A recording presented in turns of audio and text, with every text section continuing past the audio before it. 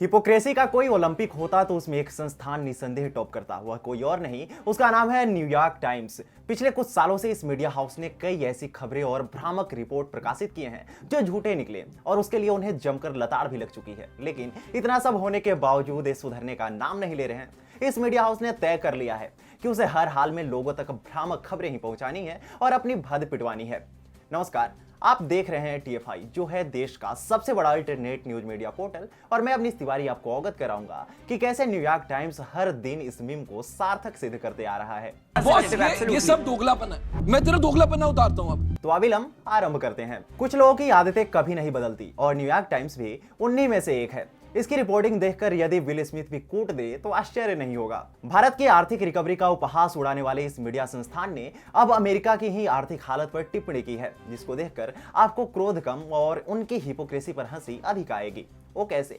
असल में अमेरिकी अर्थव्यवस्था की इस समय विभिन्न कारणों से लंका लगी हुई है। कोविड के कारण आए हुए कई आर्थिक संकटों से जूझ रहे अमेरिका को विभिन्न मोर्चों पर आर्थिक संकटों का सामना करना पड़ रहा है। बेरोजगारी वर्षों के चरमोत्कर्ष पर है, जीडीपी गिरती ही जा रही है, परंतु न्यूयॉर्क टाइम्स के लिए सब चंगा सी। जी हाँ, यही न्यूयॉर्क टाइम्स की परिभाषा है। जो काम कभी कांग्रेस के लिए एनडीटीवी जैसे चैनल, द हिंदू और इंडियन एक्सप्रेस जैसे अखबार किया करते थे, वही अमेरिका में न्यूयॉर्क टाइम्स अमेरिकी प्रशासन के लिए कर रहा है। इस वर्ष के प्रारंभ में अमेरिका की जीडीपी 0.4% से गिरी है। यह निसंदेह अमेरिका के लिए शुभ संकेत नहीं है, परंतु न्यूयॉर्क टाइम्स के अनुसार कंपनियों ने कोविड के समय इतना सामान इकट्ठा कर लिया कि 2022 में नया सामान खरीदने के लिए उनके पास समय ही नहीं बचा, जिससे फैक्ट्री आउटपुट में वृद्धि कम हुई। इसी भांति अमेरिका में इंपोर्ट्स कम हुए जबकि एक्सपोर्ट्स घटे हैं। बाकी देशों को समय पर रिकवर होने का समय ही नहीं मिला ताकि अंतर्राष्ट्रीय व्यापार सुचारू रूप से चालू हो सके। कोई सेंस है इस बात की? अब आप भी सोच रहे होंगे इतना झूठ परोसता कहां से है न्यूयॉर्क टाइम्स, करता कैसे है ये सब? परंतु यही उसकी रोजी रोटी है।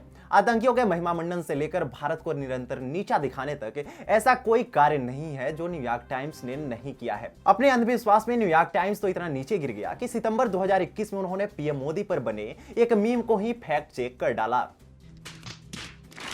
असल में पीएम मोदी ने हाल ही में कोविड के पश्चात पहली बार विदेश यात्रा की, जिसके अंतर्गत वे अमेरिका गए। उनकी यात्रा काफी सफल रही क्योंकि लाख चाहने के बाद भी टुकड़े टुकड़े गैंग के चहेते अमेरिकी राष्ट्रपति जो बाइडेन एवं उपराष्ट्रपति कमला हैरिस भारत के विरुद्ध विष नहीं उगल पाए। इसी बीच पीएम मोदी से संबंधित एक मीम काफी वायरल हुआ, जो कुछ इस प्रकार था। अगर आप चित्र को ध्यान से देखें तो एक व्यंग्यात्मक चित्र है, क्योंकि अंतिम लाइन में लिखा है, परम पूज्य मोदी जी एक ब्लैंक पेपर पर हस्ताक्षर कर रहे हैं ताकि हमारे देश पर अपनी कृपा बनाए रखे। हर हर मोदी।